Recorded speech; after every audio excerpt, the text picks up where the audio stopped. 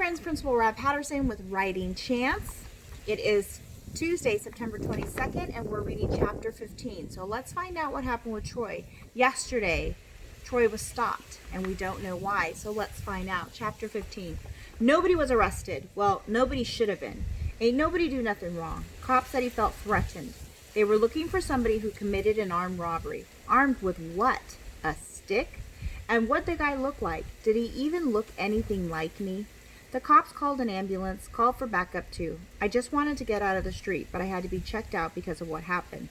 Cops said they weren't qualified to know if I needed medical care. So the EMS people had to come and make sure I was all right before they released me. Released me for the whole block to see. Felt like I was on display. I could feel heat rising up the back of my neck when I walked up to our steps and into the house. Everybody probably could tell that too. Pops and Mr. Glover talked to the cops for a long time before everything settled down. I heard snatches about the mallet. Everybody was upset about the mallet. Where'd he get it? What was he doing with it? He could hurt somebody with it. They say the kid plays polo. One of the cops said into his radio. Where? How the heck do I know? In Fairmont Park, said Mr. Glover. He plays through one of your affiliations. Polo? Really? He works with horses in the park. Pops was trying hard not to get upset again. I could hear it in his voice. Since when is that illegal? I took a shower and laid down across my bed, faked like I was asleep when Grandmom came to check on me. I curled up in a little ball like I did after my mom first died. Couldn't even walk down my own street. Stay out of trouble. Isn't that what Winston and Dre and them said? I got into trouble just from thinking about Foster and Blanchard and how come the two of them couldn't go together. I didn't do nothing, but Winston was hooked up with the cops. They'd probably tell him something about me. Tell him something so I wouldn't see Chance anymore. Foster sent me a text. You okay? How was I supposed to answer that? We used to look like all the same things. Said he didn't like being around phony people. Yeah, but what about the horses? How could he not be down with them? I sat up in bed and rubbed my stiff neck. The street was quiet, but I couldn't stay still. I got out of bed and turned on the computer. Found some polo videos. Videos with guys and horses running fast and free. I watched them until the sun came up. Grandmom didn't want me to go outside the next day. Pop spent over an hour talking to her about it. You can't live your life hiding in the house. Just gotta know how to handle yourself in the street. Pops kept saying it wasn't my fault, but running around with a mallet wasn't smart. You can't give the cops a reason to get excited. It was Sunday and I wanted to go over to the stables.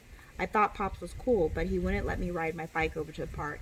He and Uncle Ronnie drove me in the car. I wanted them to drop me off half a mile away, but Pops wanted to talk to Winston. It figures Jerome was there when we pulled up. He was all helpful, directing Pops and Uncle Ronnie to Winston's office. He could be two-faced like that. They went inside and left me standing under the big tree in the parking lot with him. Where's your boy? He said. Sleeping off last night's buzz, no doubt. His mouth was twisted real ugly. Isn't that how y'all do it, round the way? I wouldn't know, I said. Oh, I forgot. You're past all that now, on the road to respectability. You must be talking about yourself. I looked past him and saw one kid already busy with their horses. I'm talking about you, he said. You with the boo-boos and the played-out jeans. Got yourself in trouble again. You spending a lot of time in my business, Jerome. I looked him right in the face. What's up with that? I don't know how you think you're going to play polo when you faint every time somebody touches you, he said. Just don't go believing all that stuff Winston's been telling you. There's no way you're going to play in an exhibition. Can't handle a little competition, I said, walking past him. Just watch yourself, he called out after me. He didn't need to tell me to watch myself. I wasn't letting my guard down again. Some of the horses had already been turned out in the far field. They were standing in a clump eating from a bale of hay. It didn't look like anything was going on, but if you really looked, you could see there was. Some horses wouldn't move from their spot no matter what.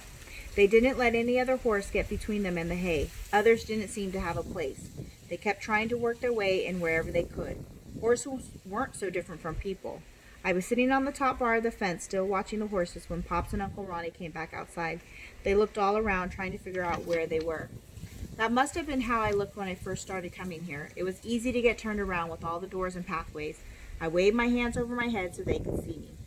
These are beautiful animals, said Pops when they got to me. He put his hands on his hips and looked out over the whole place like he was dreaming. I wish I could stay here with you. Said Uncle Ronnie, scrolling through messages on his cell. I got a brunch date.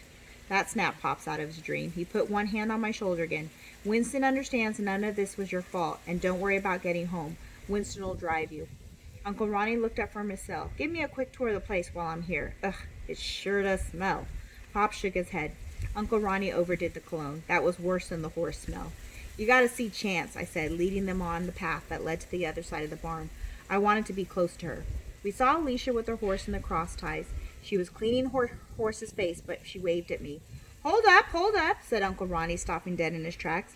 I should have known there was a female involved. How'd you know Chance is female? I said. Uncle Ronnie peered at me over his sunglasses. Very funny. I just hope I don't mess up my shoes in all this dirt. I didn't really feel like talking to nobody after they left. Not Winston, not Alicia, nobody. I missed Foster, though. Still couldn't believe he wouldn't get with the horses. I cleaned the stalls and then spent a long time brushing Chance. I stayed with her because I didn't want to have her answer anybody's questions. Funny, she kept nudging me with her head like she had questions. Pop said the horses were beautiful. He was right about that. It wasn't just the good-looking kind of beauty either. It had more to do with the way they were, their soul or something. Winston called it grace. Whatever it was, it felt like Chance knew something was wrong with me.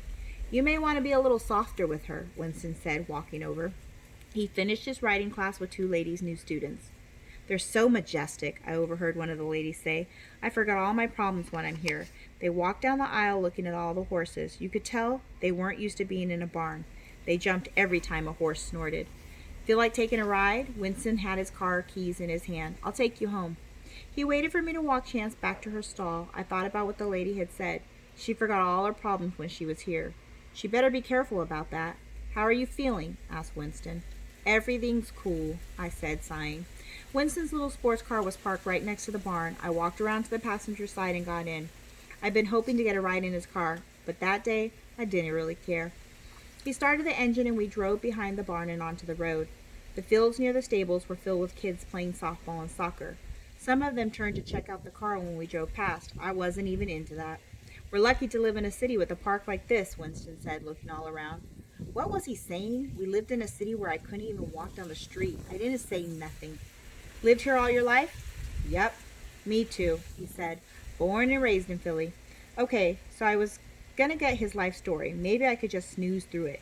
Somebody wake me up when he gets to the part about horses. You know, you remind me of myself, he said. Why I'm always reminding other dudes of themselves, I don't know. Uncle Ronnie's one. Winston makes two. Who's gonna pop up next? Winston had on that fly watch of his, though. His hands were on the steering wheel and rays of light, late afternoon sun reflected off of it.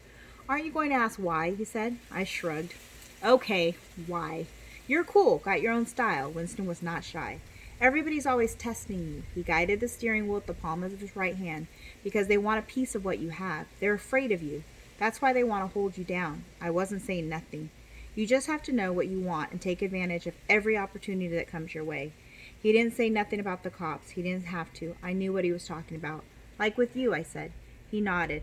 Exactly. Your talent with the horses could be a path to wherever you want to go. We left the park and were a block away from the house. Everybody, I mean everybody, was checking out Winston's car. And who was in it? He took it all in stride. Why me? I said. There were lots of other kids at the stables. I wasn't sure why he was so focused on me.